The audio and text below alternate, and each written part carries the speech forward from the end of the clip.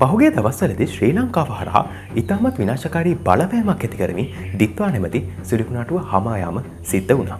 මේ දරුණු නිවර්තන සිරිකුණාටුවේ බලපෑමෙන් දෙවෙනි පුරාම ධාරානිපාත වර්ෂාවන් සහ නායාම ඇතිවීම සිද්ධ වෙච්ච අතර ඒවේ ප්‍රතිඵලයක් විදියට මේ වීඩියෝ එක රෙකෝඩ් කරන වෙලාව වෙනකොටත් පුද්ගලයන් 300කට වැඩි පිරිසක් ජීවිතක්ෂයට පත් වෙලා තවත් ඒ වගේම පිරිසක් අතුරුදන් වෙලා තියෙනවා. ශ්‍රී ලංකාවට ආසන්නෙන් පැවති ගැඹුරු අවපීඩනය සුලිකුණාටුවක් දක්වා වර්ධනය වී ඇති බව කාලගුණ විද්‍යා දෙපාර්තමේන්තුව පවසනවා. සියලු ගංගා ද්‍රෝණි මේ වන විට අනුතුරුදායක තත්ත්වයක පවතින බව වාරිමාර්ග දෙපාර්තමේන්තුව පවසනවා.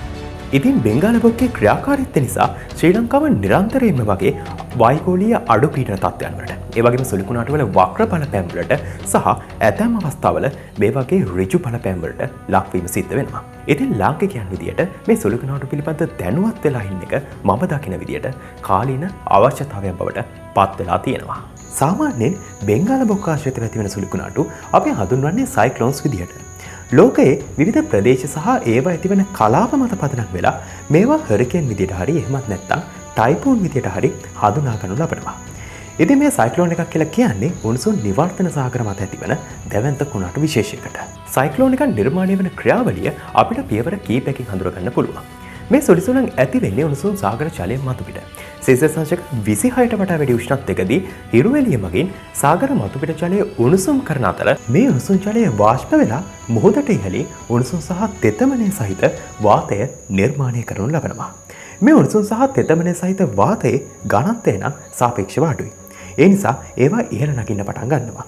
ඉතින් මේ විදියට ජල වාෂ්ප සහිතව ඉහළ නගින වාතය සිසිල් වෙලා වලාකුළු නිර්මාණය කරනු ලබනවා. මෙන්න මේ අවස්ථාවේදී ජල වාෂ්ප මගින් ගුප්ත තාපය කියලා දෙයක් බාහිරට මුදා හැරීම සිද්ධ කරනු ලබනවා. ඉතින් මේ නිපදවන තාප ශක්තිය ඒ අවට වාතය තව තවත් උණුසුම් කරන්න හේතු වෙනවා. ඒකේ ප්‍රතිඵලය වෙන්නේ ඒ අවට පවතින වාතයන් තව තවත් උණුසුම් වෙමින් වැඩිපුර ඉහළ නැගීම. මේ විදිහට දිගින් දිගටම උණුසුම් වාතය ඉහළ නගිනකොට ඒ හේතුවෙන් මුහුද මතු පිට ආශ්‍රිතව අඩු පීඩන ප්‍රදේශයක් නිර්මාණය වීම සිද්ධ වෙනවා. ඉතින් අපි දන්නවා වාතය සෑම විටම ගමන් කරන්නේ පීඩනය වැඩි තැන්වල ඉඳලා පීඩනය අඩු තැන්වලට කියලා. මේ නිසා සාපේක්ෂව වායු පීඩනය වැඩි ප්‍රදේශවල ඉඳලා වායු පීඩනය අඩු ප්‍රදේශවලට ඒ පීඩන වෙනස පිරවීම සඳහා වායු ධාරාවන් දිගින් දිගටම ඇදීමට පටන් ගන්නවා.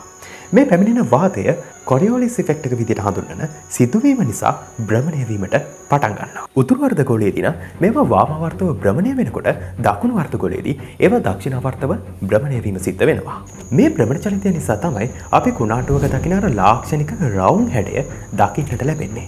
සාගරයේ දිගින් දිගටම උණුසුම්ව පවතිනන් සහ මේ විදිහට පැමිණෙන සුළං ධාරාවන් වලට එහෙම විශේෂ බාධාවක් නැත්තම් මේ අඩු පීඩන තත්ත්වයන් ක්‍රමයෙන් සුලිකුණාටුවක් දක්වාම වර්ධනය වීමට පටන් ගන්නවා. සුලිකුණාටුවක මැදේ පවතින මෙන්න මේ ආකාරයේ කොටස අපි සුලිකුණාටුවක අයියක විදියට හඳුනගනු ලබනවා. මෙන්න මේ ප්‍රදේශය වටා ඉතාමත් වේගයෙන් භ්‍රමණය වෙමින් ගමන් කරන සුළං ධාරාවන් පවතිනවා. ඒ වගේම පිටතින් පවතින ප්‍රදේශවල ව්‍යාප්ත වෙලා තියෙන රේන් බෑන්ඩ්ස් නිසා දිගින් දිගටම ප්‍රබල වර්ෂාවන් මේ ප්‍රදේශයන් වලට පතිත වීම සිද්ධ වෙනවා. සමහර අවස්ථාවල මේ සුළුකුණාටු මගින් බලපෑම් ඇති කරන ප්‍රදේශයන් කිලෝමීටර් 100 ගණනක ඉඳලා දහස් ගණනක් වුණත් වෙන්න පුළුවන්. හැබැයි සෑම නිවර්තන මුහුදු කලාපයකම එකම විදියට මේ විදියට සුළුසුළං ඇතිවීම සිද්ධ වෙන්නේ නැහැ. නමුත් ශ්‍රී ලංකාව, ඉන්දියාව, බංගලාදේශය සහ මියන්මාරය සීමා කරන බෙන්ගාල බොක්කාශ්‍රිත ප්‍රදේශය සුළුසුළං සඳහා ලෝකයේ ප්‍රමුඛම අභිජනන මධ්‍යස්ථානයක් විදියට ක්‍රියාත්මක වෙනවා. බෙන්ගාල බොක්කාශ්‍රිත ප්‍රදේශයේ ජලය අසාමාන්‍ය විදියට උණුසුම් වන අතර ඒක බොහෝ අවස්ථාවන් වල යාබද මුහුදු ප්‍රදේශයන්ට වඩා උණුසුම් වීම සිද්ධ වෙනවා. නාසා විද්‍යාඥයන් සඳහන් කරන පරිදි මේ බෙන්ගාල බොක්කාශ්‍රිතව මුහුදේ මතුපිට පවතින ඉහළ උෂ්ණත්වය නිරන්තරයෙන් ඒ ආශ්‍රිතව අඩු පීඩන කලාපයන් නිර්මාණය කිරීම සඳහා බලශක්ති ප්‍රභවයක් විදියට ක්‍රියාත්මක වෙනවා. ඊට අමතරව ඍතුමය මෝසන් සුළං මගින් බෙන්ගාල බොක්ක ආශ්‍රිතව ඉහළ තෙතමනයක් සහ එසවීමක් ඇති කරනු ලබනවා. මේ නිසා මෝසන් සුළං කාලවන ඔක්තෝබර් නොවැම්බර් මාසවලදී සාගරයේ ඉතාමත් විශාල තාප ප්‍රමාණයක් රඳවාගෙන ඉන්නවා වගේම සුළං කප්පාදුවත් ඉතාමත් අඩු වගයක තමයි පවතින්නේ. මේ වගින් කුණාටු වර්ධනය සඳහා ඉතාමත් හොඳ පරිසරයක් මේ ආශ්‍රිතව නිර්මාණය වීම සිද්ධ වෙනවා. නිවර්තන සුළි කුණාටුවක් ගොඩබිමට ඇතුළු වුණාට පස්සේ ඒක එකපාරම විවිධාකාරයෙන් රටට බලපෑම් ඇති කරන්න පුළුවන්. දැන් අපි උදාහරණයක් විදියට මේ දිත්වා සුළි කුණාටුවම ගත්තොත් ඒක වඩාත්ම විනාශකාරී බලපෑම් ඇති කළේ වේගවත් සුළං ධාරාවන් වලටත් වඩා ඒ මගින් ඇති වුණු අධික වර්ෂාව, ගම් වතුර සහ නාය. දැනට සිද්ධ වෙච්ච වැඩිම ජීවිත හානි ප්‍රමාණයක් සිද්ධ වුණේ මෙන්න මේ කියන නායම් නිසා. ඉතින් මේ බහුවිධ උපද්‍රව ඒකාබද්ධ වෙලා වඩාත් විනාශකාරී සහ මාරාන්තික බලපෑම් ඇති කරනු ලබනවා. ඒ වගේම තමයි ලංකාවට මේ සුලිසුලම් වගේ බලපෑම් ඇති වෙන්න පුළුවන් ඒවා කොහෙත්ම ගොඩබිමට ඇතුළු නොවන අවස්ථාවක වුණා. අපි කිව්වා මේ සුලිකුණාටු වල විශ්කම්භය කිලෝමීටර් 100 ගණනක් පුරාවට උනත් විහිදෙනවා කියලා. ඉතින් ඒ වගේ සුලිකුණාටුවක් ගොඩබිමට කිලෝමීටර් 100 ගණනක් දුරින් ස්ථානගතව පවතින අවස්ථාවක වුණත් ඒවායේ පිටත වැසිපටි සහ ඒ තුරට ගමන් කරන සුළං ධාරාවන් මගින් ගොඩබිමට බලපෑම් ඇති කිරීමේ හැකියාව පවතිනවා. නූතන කාලගුණ විද්‍යාව කුණාටු නිරීක්ෂණය කිරීමට සහ පුරෝකථනය කිරීමට චන්ද්‍රිකා, රේඩාර් සහ සුපර් කම්පියුටර් මොඩල්ස් භාවිත කරනු ලබනවා. ජියෝස්ටේෂනරි සහ පෝල සැටලයිට්ස් නිරන්තරයෙන්ම කුණාටු වල වලාකුළු රටාවන් සහ ඒවායේ උෂ්ණත්වයන් නිරීක්ෂණය කරනු ලබනවා.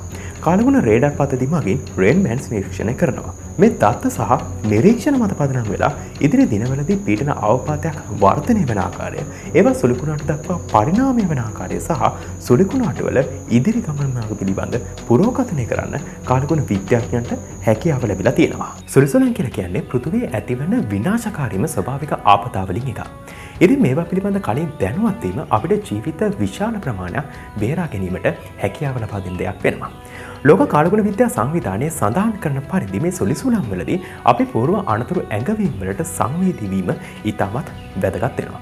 ඉතින් පුරවැසියන් විදිහට අපි යුතුයකම වෙන්නේ මේ වගේ පූර්ව අනතුරු ඇඟවීමක් නිකුත් කළොත් එහෙම ඒවට සංවේදී වෙලා ඒ අවදානම් කලාප වලින් ඉවත් වෙලා අදාළ ආයතනයන්ට සහ ඒ බලධාරීන්ට ඉදිරි කටයුතු කරගෙන යන්න සහයෝගය දක්වන එක. මොකද හැම දෙයකටම වටින්නේ ඔයාලගේ ජීවිත වල ආරක්ෂාව. මොකද ජීවිත ආරක්ෂාවනුත් විතරයි පසුකාලීනව විනාශ වෙච්ච භෞතික සම්පතක් හරි නැවත ගොඩනගා ගැනීමට හැකියාව ලැබෙන්නේ. ඒ වගේම විශේෂයෙන්ම කියන්න ඕන දෙයක් තමයි නායාමක් වගේ දෙයක් සිද්ධ වුණාම ඒක බලන්න යන්නත් එපා. මොකද ඒ ප්‍රදේශාශ්‍රිතව පස්කඳු තවදුරටත් අස්ථායීව සහ අනතුරුදායක තත්ත්වයක තියෙන්න පුළුවන්.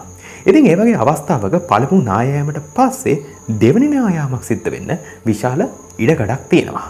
ඔයාලමත් මේ ආසන්න දවසක දකින්න ඇති. මට හරියට ඒරියා එක නම් මතක නැහැ. ඇත්තටම එයාලා මේ නායාම බලන්න කියපු පිරිසකුත් නෙවෙයි. නායාම සිද්ධ වුණාට පස්සේ අදාළ ප්‍රදේශය පිළිසකර කරන්න කියපු ආපදා නිලධාරීන් කණ්ඩායමක්. ඉතින් ඔවුන් පිළිසකර කිරීම සිද්ධ කරමින් ඉන්න අතරතුරදී දෙවනි වතාවට නායාමක් සිද්ධ වෙනවා. එහිදී පුද්ගලයෙකුට ජීවිතය අහිමි වීමක් සිද්ධ වුණා. ඉතින් හිතන්න මේ වගේ අවස්ථාවක ඒ ප්‍රදේශය බලන්න විශාල ජනකායක් එකතු වෙලා ඉන්න වෙලාවක මේ නායාමක් සිද්ධ වුණා කියලා. එතකොට ඒකෙන් කොච්චර විනාශකාරී ප්‍රතිඵලයක් අත් වෙන්න පුළුවන්ද? අනෙක් විශේෂම දේ තමයි මේ වගේ ගං වතුරත් එක්ක සෙල්ලම් කරන එක. මෙහෙම මේ තියෙන්නේ සමහර විට ඔයාලා දන ගන්න වයස විතර ඉඳන් පැනලා පීනපු ගඟ එහෙම නැත්නම් ඒ තැන වෙන්න පුළුවන්. හැබැයි ගැටලුව කියන්නේ තවදුරටත් මේ තියෙන්නේ ඔයාලා අවුරුදු ගාණක් තිස්සේ දන්න ඒ සාමාන්‍ය එකක නෙවෙයි. ගොඩක් වෙලාවට ගං වතුරත් එක්ක මේ ගංගාවල ජලය බොර පැහැයකට හැරෙනවා. ඒ වෙලාවට අපිට පේන්නේ නැහැ ඇත්තටම මේ වතුරේ ඒ වගේම තමයි ගංගාවල පතුලේ මොනවද තියෙන්නේ කියන එක.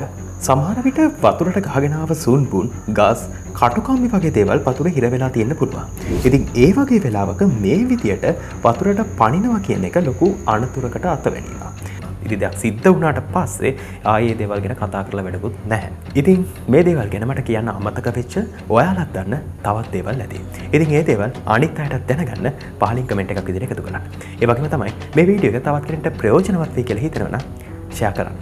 ඒ වගේම ඔයාලා හැමෝම පරිස්සමෙන් ඉන්න. තවත් වීඩියෝ එකකින් හම්බ වෙමු. Good luck.